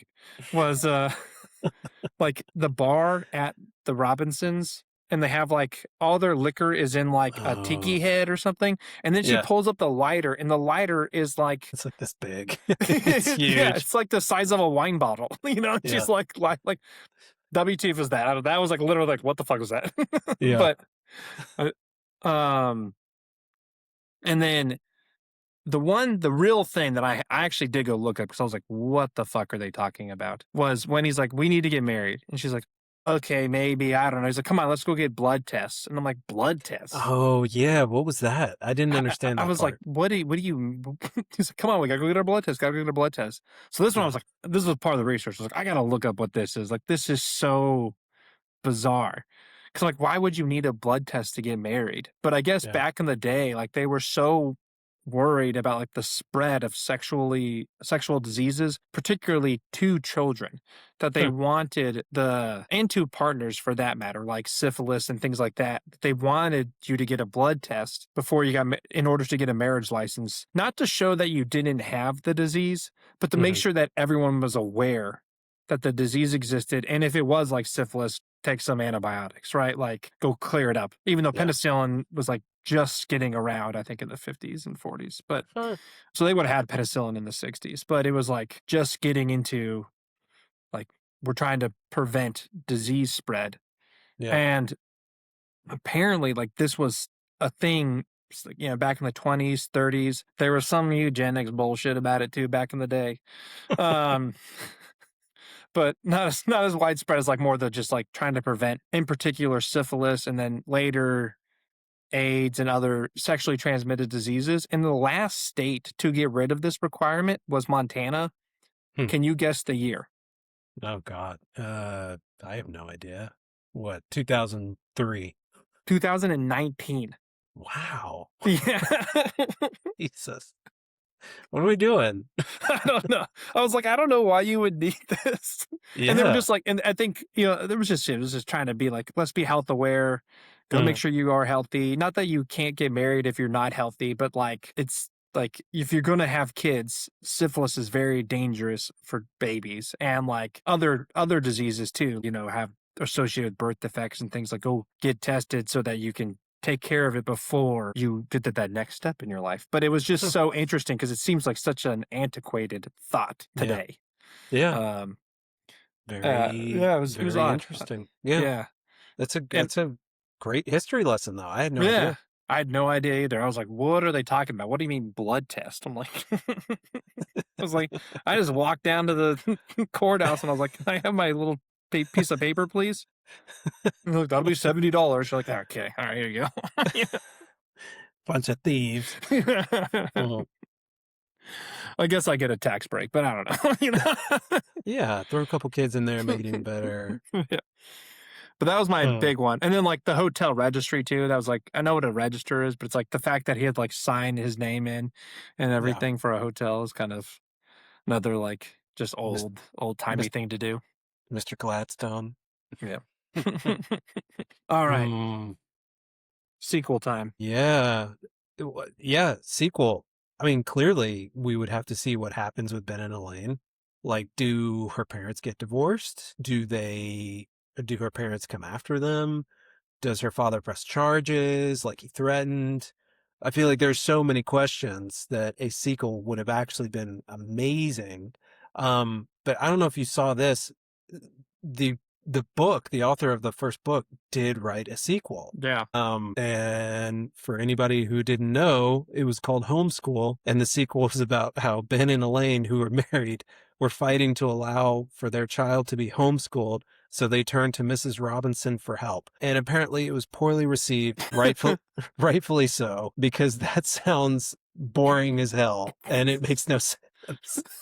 I would love to understand who wrote this book and the follow-up sequel and Well, how the they went about artist, it. yeah, the artist who wrote this book, because like what's interesting, when you're looking at like adaptations, most of the time, like there's like some renown for the thing you're adapting. Mhm. And from what I understand, this book was not popular, not Yeah. successful at all. And like, just got in the right hand and someone was creative enough to think of the movie for it. But Yeah. like it was not a successful book. And apparently this artist, the guy who wrote it, which I should have written his name down. It was book, based on a book by this guy, This nerd. by Charles Webb. Mm. Apparently he was like, I don't like the movie, and they didn't pay me for it, or they didn't like he didn't have any royalties with it. And like when he wrote the contract, I guess like if he published a sequel, they had first right at making any creative content based on The Graduate Huh. without him getting anything for it. So Yeah. like he's like, I'm not, so he had the book written and like took him like 30 years to publish it, to where Mm. like they weren't going to get the rights to the book, for the Yeah. movie rights to it, which I was like, so this guy was like pretty petty about his, no, maybe rightfully so. It was a very successful movie. Yeah. The highest grossing movie in 1967. Yeah. I Yeah. could see. Like, did you see the inflation adjusted number for this? It was No, like what was it? $800 million or something. Jesus Christ. That is insane. Yeah, I'd probably be a little bit salty too if they took my book idea and I didn't like it. I was just like, number one movie of 1967. This movie is so funny. I just thought that was so wild. Of all of the things that you could write a sequel about, this story, and that's what you choose to do, homeschool. It was just nuts. I've Yeah, I know. never. No, I mean, like, to me, like, I don't even really know. Cause, like, at some point, Elaine's gonna be like, "You ruined my life." Mhm. You know? Yeah, you would think. And I mean, maybe, she's like, "Love conquers all, and I'm okay with, like, just leaving everyone in my family behind. My mom is clearly a mess, and my dad is, they're in a loveless marriage. It's like, I can leave everything behind." Mhm, And so maybe she's okay with that, and maybe mhm. he's okay with that because, like, their dads are business partners, right? It's like, clearly that's not gonna survive. So, like, Yeah. they have to be okay with, like, leaving scorched earth behind them. Mhm. And she also has to be okay, like, that he slept with her mom Oh. and broke her parents, whether it was a good marriage or not, but, was one of the factors leading to the end of their marriage. So she's like, she has to get past all this stuff. Like, in my mind, what happens the next day in this movie is she, like, wakes up and is like, this is not good. Like, there's no way. And then they leave and they never talk to each other again. She goes back to her family. People just move on and have boring rest of their lives. Like, and Mhm. their dads separate their business. Like, it's just kind of a messy, and then they just kind of go their own separate ways. Like, that's like Yeah. I think how reality would work here, right? You're like, yeah, Mhm. these two kids just really created a big old mess of things, and then I guess we just all move on now. Yeah. I mean, Elaine had a doctor. She had Dr. Carl on the hook, and then she chose Ben. It's a wild choice right there, buddy. Yeah, Mm, he did bring her to a strip club though, so maybe she's yeah. into that. And she had tassels bounced on her head. I mean, like, not the And worst she first cried. date I've ever heard of, but I actually thought it was really funny when she started crying in that scene because it's like, I mean, yeah, this is like not great, not a great first date, but you're crying? Why are you crying? Eh, I don't know, I probably would be crying and be like, Look, I wouldn't be crying. What I would have done is just been like, if I was her, just be like, look, fuck this. if I don't have to be part of this. Just leave. if if a girl took me on a first date to a male strip club and the dude was meat spinning next to my head, I don't know if I would cry about it. I think I might be a little bit angry, but I don't think I'd cry. No, I think I'd just be like, no, I'm not doing that. I'm out. Yeah. I'll call an Oh, Uber. I'll see you. yeah. Yeah. I'll see you later. Or Thanks for you're the thanks for the date. thanks. Oh. Oh, anyways. All right. Let's get I was like, yeah, I don't know if there's a good sequel to this movie. I think it would be interesting to see what happens, right? Like, Yeah. there's like reality probably dictates not a lot, just big mess, and then it's like people just Yeah. move on. But like, you could have a very creative, story around, like, yeah, how I these people deal with a new marriage. Maybe Kramer versus Kramer is literally should be like, instead of with Meryl Streep, you bring back in um Catherine Ross, and it's a divorce story about them, mm, like, because, like, mhm. this is not a healthy relationship, right? Yeah. I feel like And it so many of the movies that we've discussed, they don't really the end of the movie leaves things very clean cut and there's not a whole lot of room for a sequel. This is one of the rare instances where a sequel would have been amazing. And because there's just so much destruction in the wake of what they did. And yeah, it would have been really fun to see what yeah, happens after that, but yeah.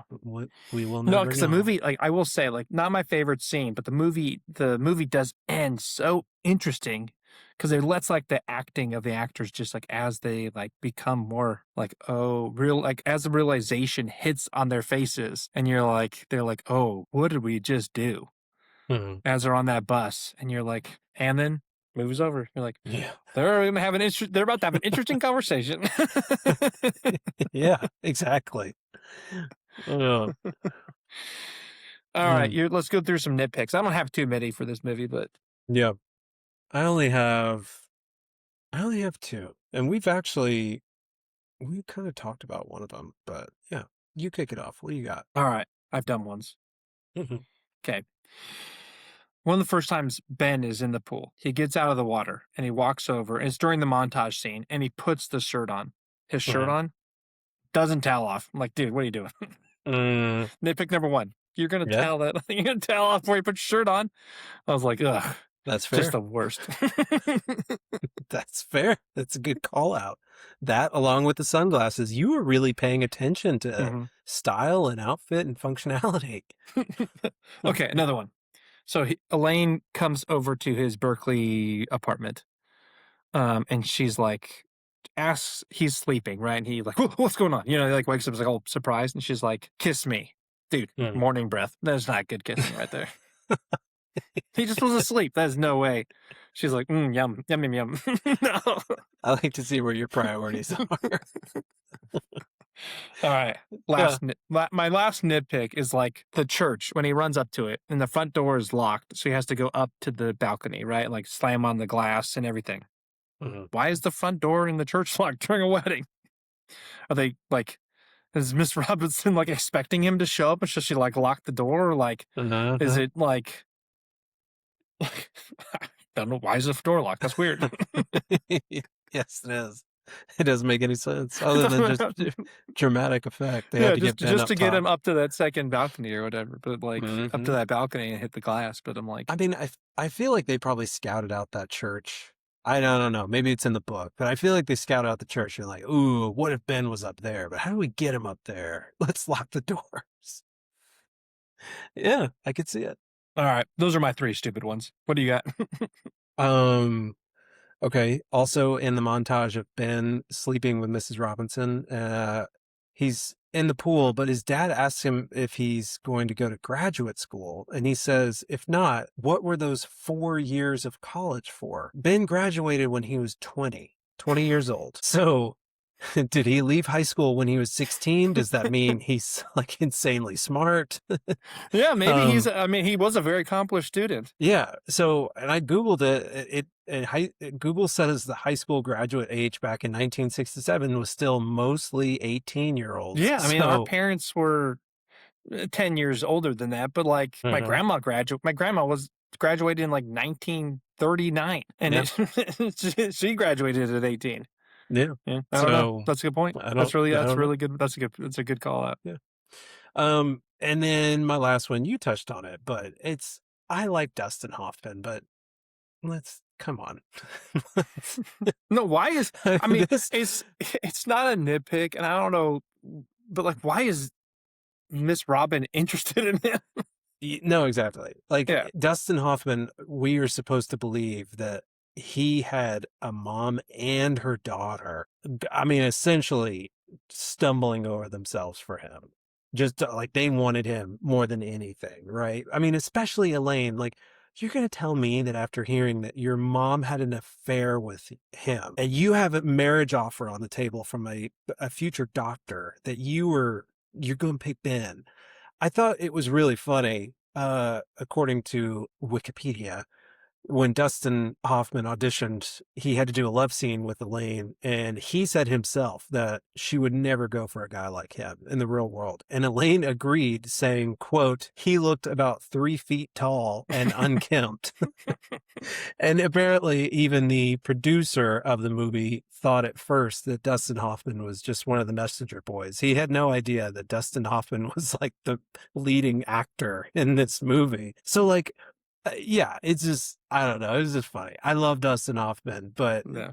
having to suspend our belief that, like, is he really this dude that these Yeah, women are that's falling the odd over? part, right? It's like, why would she's like and she, like, headhunted him, right? She's Yeah. like I don't know if it's just out of convenience because she's Um, like, "I'm at this party, and might as well." Like, I it's just so odd. Like, if you're yeah. gonna have an affair, just okay, like Like, did you see the list of like other people that auditioned for this oh, role? yeah, yeah. Like they had like what did you say? Robert Redford was on there. I Yeah, they think had Harrison Ford was on there. All right, if Harrison Ford played Ben, I think I'd believe that he had no. a mom and her daughter going Oh, nuts. yeah, but and me, you know? Yeah, exactly. But No, but not Dustin. I mean, so Uh, I don't know how much this is true, right? But here's like the rumored list. So Harrison Ford, uh, no, then mhm. you had Robert Redford, also just incredibly handsome. Yeah. You had Jack Nicholson, which I'm like, but you know, Eh, like he is a very famous actor in the '70s for sure, yeah. probably the biggest actor of the '70s. Steve McQueen, very handsome. Warren Beatty, very handsome. Like it's just actually the one rumor that I heard was that Burt Ward was offered the role. Do you know who Mhm. Burt Ward is? No. He's Robin in the, like, Adam West Batman and Robin Oh, wow. 1960s series. Yeah, yeah. He was, like, one that was, like, rumored that he was, like, got the closest, and, like, I could see, like, if they're casting, why Burt Ward and, Dustin Hoffman would be like, they have very similar diminutive kind of vibes, young person Mhm. kind of vibes, so I kinda Yeah, get that, yeah. but I mean, oof. from an acting standpoint, Dustin Hoffman nails the kinda goofy, like, uncertain, I'm unsure of myself young guy, right? Yeah. He nails that perfectly, but for us to believe that he is just this crazy catch that these women, they just have to have him. No. So many of those scenes, I feel so bad. It's not like it's his fault. He can't control it. I had to look it up. He's 5'5". Yeah, So many of the he's a nugget. scenes, Yeah, he is shorter than I think he's shorter than Elaine. I don't know. She could be wearing high heels, but like, still. and there's nothing wrong with being short whatsoever. But you're not going to convince me that goofy Dustin Hoffman was just this crazy catch. No, but that's it. Those are my hot takes and my No, nitpicks. I literally had, like, "Why does she like him? He's a diminutive weirdo." That's what I said. Yeah. Oh. The only other thing I kinda had was, like, and it's I don't know if it's, like, not a nitpick on, like, the production of the movie, but, like, a nitpick on, like, the reality of the situation. Mm. If I'm in the house with Miss Robinson and she is hitting on me and I'm constantly trying to leave and she's constantly bringing me back in, man, I'm out. Yeah. Yeah. Like, the only thing keeping him there is politeness. Yeah. Yes, it is. I'm like, "I am gone." I'm like, "Dude, fuck it.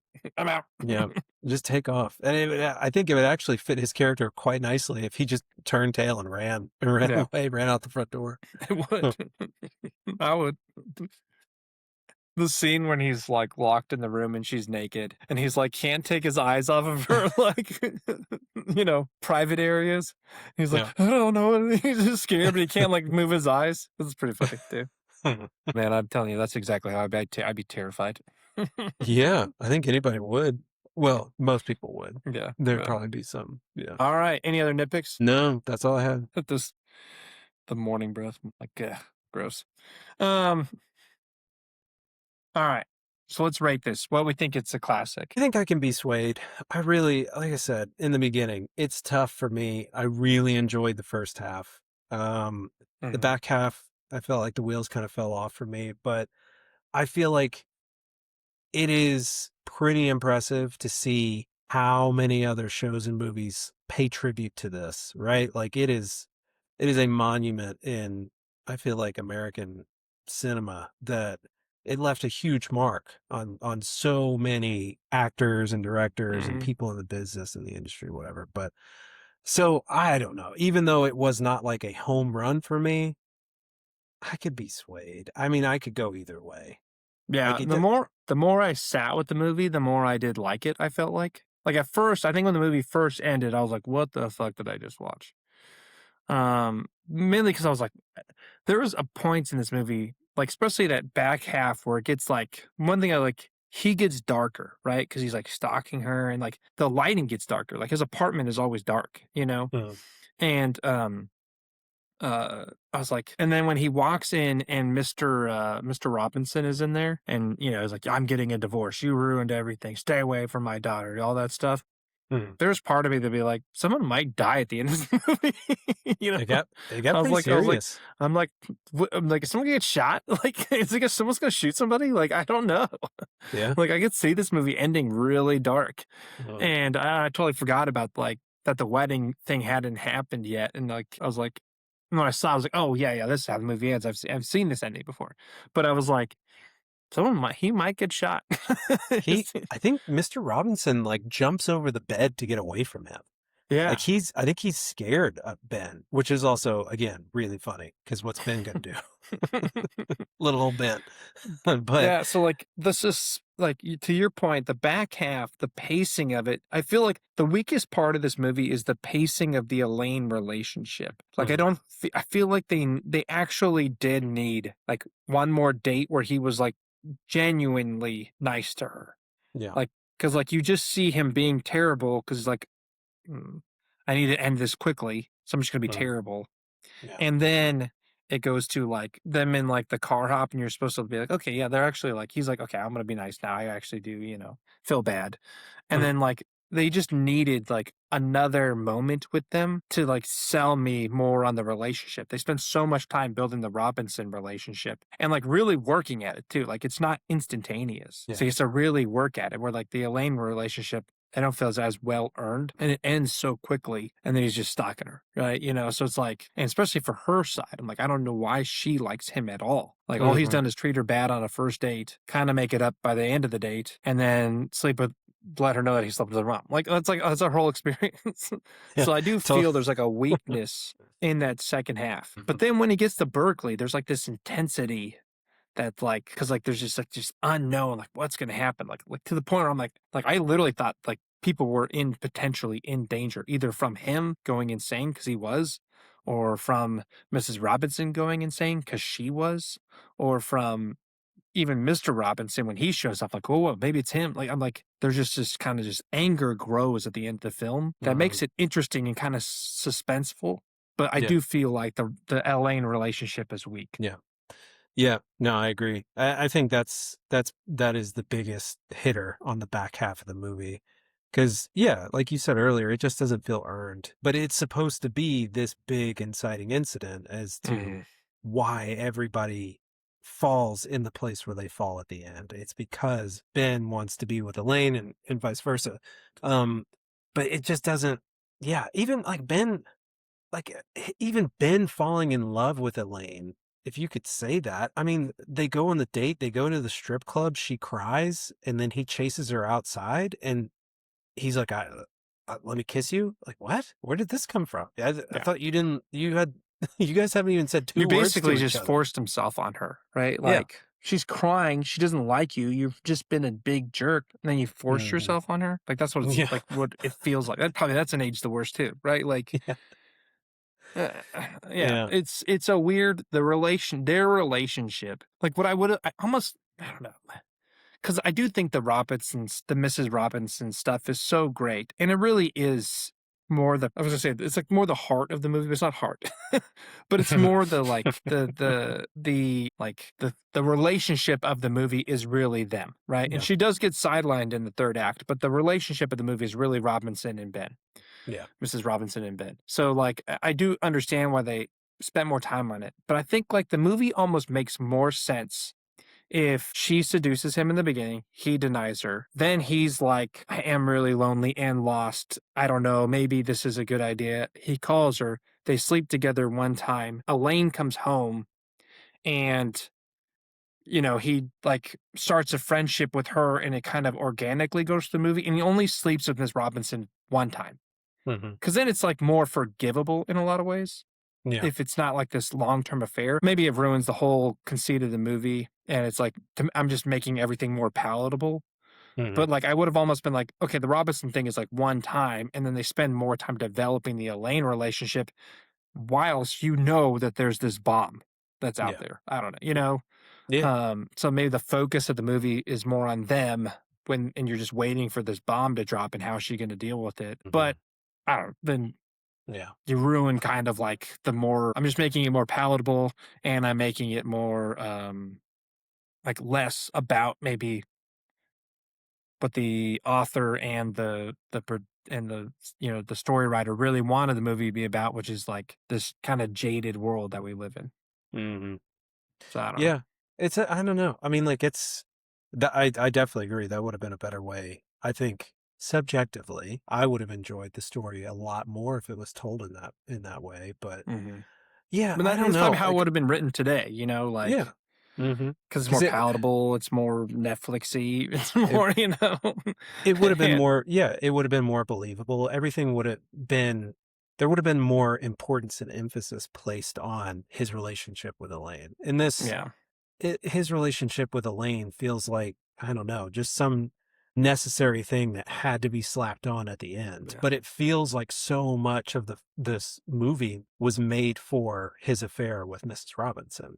And Yeah. then we gotta do the Elaine thing, so, like, let's The fit that in. That's what it and felt like. the Elaine piece is interesting because she's nominated for an Academy Award for this movie, and Uh-huh. I really don't feel like she earns that Academy Award nomination until she starts breaking down at Berkeley with him, right? Like, Mhm. because like when you first meet her, she's got really no dialogue, barely in the movie. Then he tells her, and it's still such focused on Miss Robinson that the Elaine's kind of not this character. And then finally, when he goes to Berkeley and she shows up at his apartment and kisses him, and then he like pesters her walking around campus for like a day.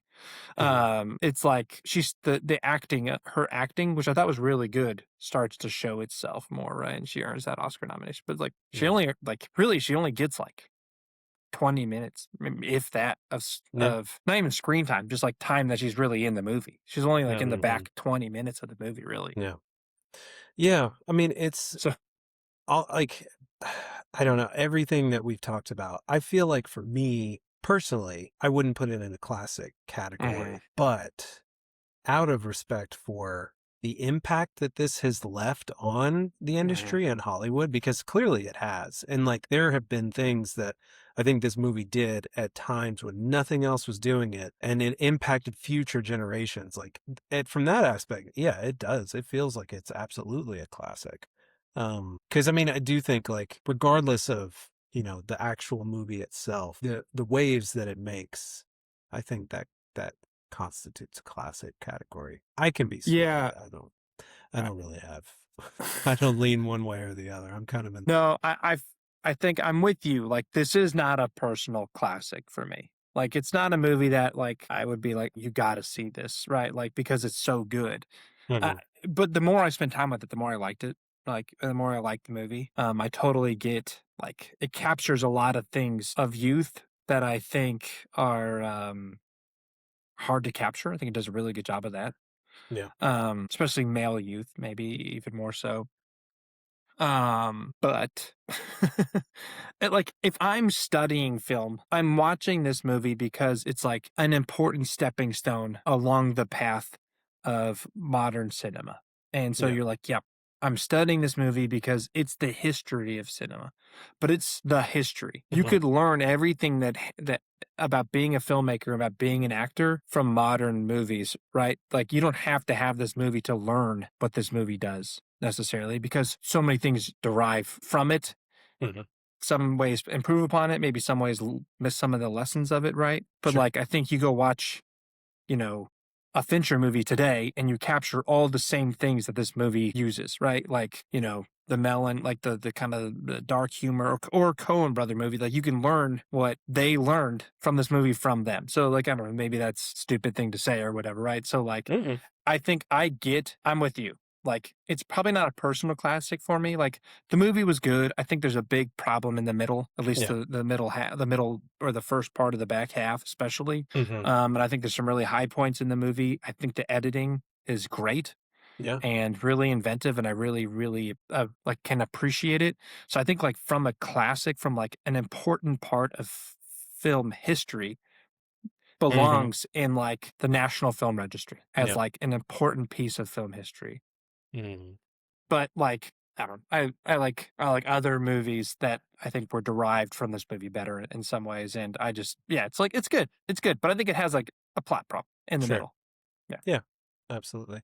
So good movie though. I did enjoy it. I had a lot of fun with it. Obviously. I think Yeah. we've been very complimentary of it, I think. No, yeah. All things considered. I mean, like, even the back half, like, I actually I laughed pretty good at the whole church scene.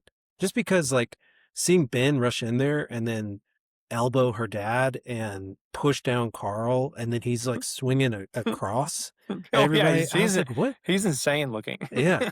Like, even though it just it's like we skyrocket into almost like an act of violence. It was Well, like, I like, "What That is that's the happening? thing This about is that fun." scene too, right? It's like that's what's so interesting about I'm glad you brought this up because I had the exact same thought. I'm like, what's so interesting about this scene? Because we've seen the like we stop the wedding thing a Mhm. hundred times, right? And like they run off together or whatever. But it's like the hatred and violence Mm. that everyone is displaying in that scene. Like, Miss Robinson hates him. Mr. Oh, Robinson hates him. And they're yeah, like, I'm gonna just like, break this kid I hate so much. yeah, Carl like has this like manic 80s villain look to him, right? Like, in that scene, and like most of the time they run off and it's like, everyone's like in their seats, like, oh my God. And this one, they're like, he has to fight them off with the cross to get out of yeah. there, you know? Mrs. Robinson slaps Elaine, slaps Yeah, her hard. Like I know. she's pissed. Yeah. Yeah. Like, it's violent, their anger and hatred that everyone has in that moment, which I don't think other people have done in cinema since then for this, like, very cliche, I break up a wedding scene, Yeah. kind of thing. Mhm. It's really interesting.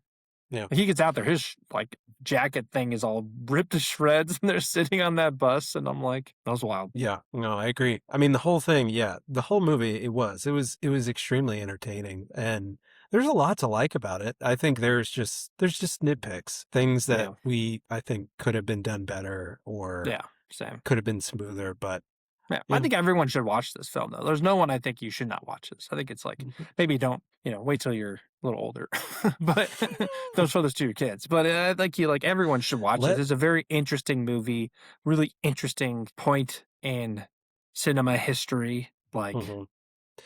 If you have teenagers, make them watch this movie so they learn a lesson not to have an affair with an older married person. Boom. Done. yeah. Easy. I actually I'm with I mean, I know you're joking there, but like I'm with you. Like, I think you should show this to like your 19-year-old. Mhm. 'Cause I think their first time they watch it, they'll have a different if they can get past the old movie stuff, right? Sometimes you're just like, "I hate old movies," right? But, like, if they can get past that, right, and they watch this movie, I'd be really curious their opinion, and then, like, have them watch it 15 years later again and be Mhm. like, "What'd you think of the movie now?" Like, I'd be Yeah. really interested to maybe I'll experiment on my children. Especially from like a young single teenager versus when they're older and have kids Yeah, themselves. exactly, like our age, Par- right? I'm like, "Yeah. No, I'm Particularly gonna." daughters. Mhm. Because, yeah, I can tell you with a fact that I would never do what Mr. Robinson did in this movie. I would never suggest that Ben go sleep around and then, hey, call my daughter when you're done. Hey, well, that part, but I'm like, we're already setting our kids up, right? I thought we were doing that. Yeah, there you go. No, but seriously, they're betrothed. Okay. All right. Well, that brings us, I think, to the end of our episode. Unless you have any more thoughts. No, I don't. I'm all All good. right. So, not a classic for us, but hey, we get it. We get Well, this one. well worth the watch. Go watch it if Yeah. you haven't seen it. Yeah. Exactly. Well, anyways, everyone, thank you for listening. We have a email address, popcorn and pals, all spelled out, all lowercase, at gmail.com. Send us your movie recommendations. Let us know how annoying we are. Um, you know, whatever, right? Any engagement is engagement. Please, we need engagement. And then we also have a YouTube channel, so check us out there. We just put the podcast up there, and then some shorts from clips from the show. And in the meantime, everyone, thank you so much for listening, and keep popping that popcorn.